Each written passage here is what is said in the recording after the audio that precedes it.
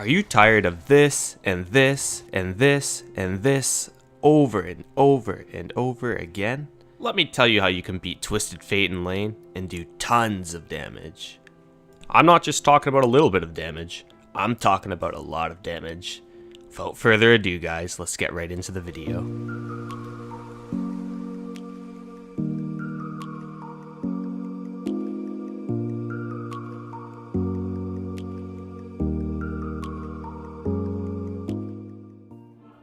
The first tip I'd like to give is something I learned in the European West servers and the European Nordic East servers.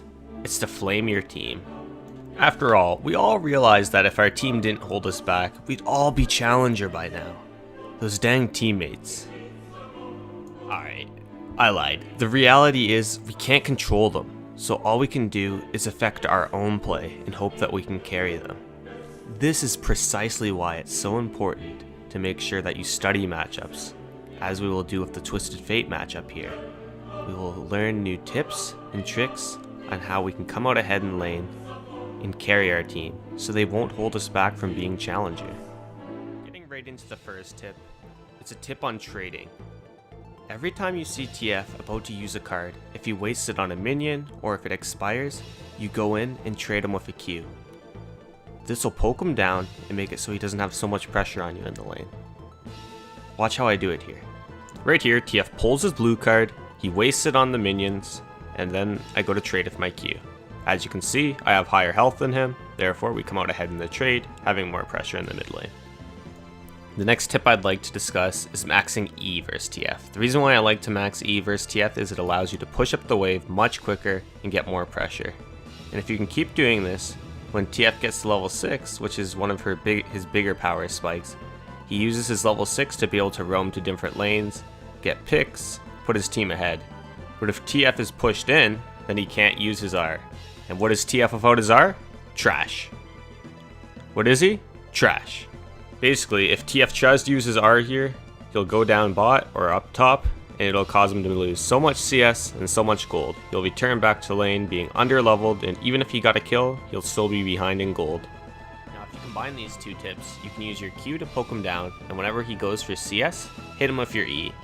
This will put him down to lower and lower and lower health. Then eventually, you hard engage him, and you should be able to kill him, and start snowballing off the lane.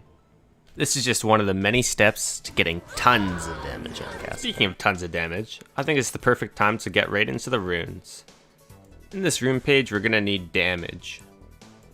And because we need damage, we're going to take damage and... Oh wait, there's no more damage. Aww. Okay, now back to some gameplay. Because you're going to get point and clicked, after point and click, after point and click. What even is point and click stuns? Ah! Because of how frustrating this can be, you're going to need to pick up some mercury treads. This will give you added tenacity and make it so the point and click stuns don't last as long, and you can get back to doing the thing we do best, creating tons of damage. And you could always not get the mercury treads, but I really hope you like the gray screen then. Because, let me tell you from experience, you'll be spending a lot of time in this gray world after all those point and click stuns. Reiterating on before, I do the Emax because Twisted Fate has a wave clear advantage over you. You want to be able to shove him in so he can't just poke you down under tower, and make it so you have no pressure in the game. So, when we shove him in, what we want to do is look for roams. Keep in mind that Twisted Fate can still get there by using his R, but it will slow him down if he has to clear the wave. Okay, now that I have Twisted Fate shoved in, what I do is I take a look at the map. I see that Graves is looking to head bot lane, but what he doesn't realize is that we have an ambush set up. My jungler is waiting in the bush and we're ready to jump him. I think even if Twisted Fate were to ultimate here, they wouldn't have a clear advantage over us because we have the jump on them. This is why shoving him in makes Twisted Fate not that good of a champion, because he's ineffectively able to use his ultimate. On the contrary, let's look what happens if we do let Twisted Fate just shove in. In this matchup, as you can see, where we've been poked down under tower, and we've had to use up all our mana. It puts us in a situation where Twisted Fate can dive us, so we have no choice but to back and miss all that CS, putting us further behind. If you are unable to shove TF in, he's going to try to roam, so what you can do is make sure you ping your teammates and ping TF's R to let them know that TF is probably going to roam and pick up a few kills. So if you can tell them beforehand, you can prevent them from picking up a few kills, as you can see here. I ping my top laner, he is able to get out with his flash, and hence, it's not too bad overall. Another good thing is, if your teammate survives the Twisted Fate gank, when Twisted Fate is coming back to lane, he often loses a lot of resources and gold.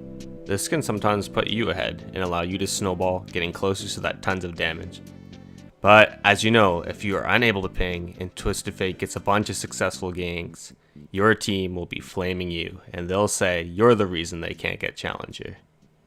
One thing I'd recommend is sticking together with your team. As you know, together we're strong. If you are to split push, the bad thing that can happen is you can get TF ultimated in to a point and click stun and then a bunch of people will show up and you'll die. It's the worst feeling ever. And sometimes it's better to just stick together with your team and close out the game before they get a chance to get back into the game.